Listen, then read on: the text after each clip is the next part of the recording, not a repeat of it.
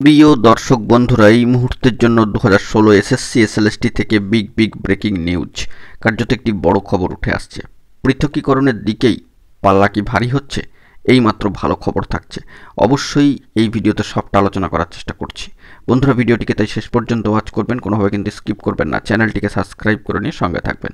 চলুন কথাবার্তা না বাড়িয়ে আমরা মূল টপিকে ফোকাস করি। বন্ধুরা, আমরা সকলেই জানি ইতিমধ্যে সর্বোচ্চ ন্যায়ালয় সুপ্রিম কোর্টে 2016 এসএসসি এসএলএসটির চাকরি বাতিল সংক্রান্ত মামলার কিন্তু শুনানি শেষ হয়ে গিয়েছে। সেই নিয়ে আর কিছু বলার নেই এবং রায়দান কিন্তু সংরক্ষিত বা রিজার্ভড।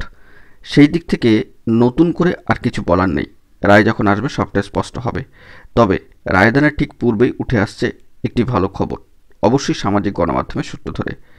রায়দান তো স্থগিত রাখা হয়েছে।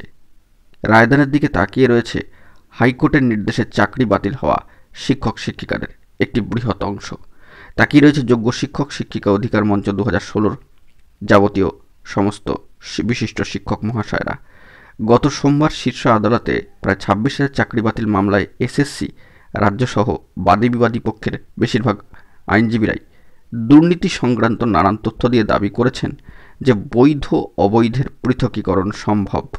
বন্ধুরা, সামাজিক গণমাধ্যমের সূত্র ধরে এই বার্তা উঠে এসেছে এবং গতদিনে যে শুনানি ছিল সেখানে কিন্তু সিবিআইয়ের তরফ থেকে বিশিষ্ট আইনজীবী মহাশয়রা যা বলছিলেন তা কিন্তু যথেষ্টই ভ্যালুয়েবল। তো সেই দিক থেকে এই খবর আপডেটটি সামাজিক গণমাধ্যমের সূত্র ধরে উঠে আসছে যে যোগ্য অযোগ্যের পৃথকীকরণ অর্থাৎ বৈধ অবৈধের পৃথকীকরণ সম্ভব।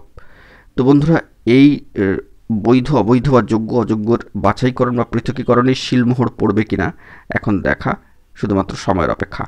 তবে এই যে বার্তা সামাজিক গণমাধ্যমের সূত্র ধরে উঠে আসলো যে গতদিনের শুনানিতে দেখা যাচ্ছে যে এসএসসি রাজ্যসহ বাদী বিবাদী পক্ষের বেশিরভাগ আইনজীবীরাই দুর্নীতি সংক্রান্ত নানা তথ্য দিয়ে দাবি করছেন যে বৈধ অবৈধের পৃথকীকরণ সম্ভব।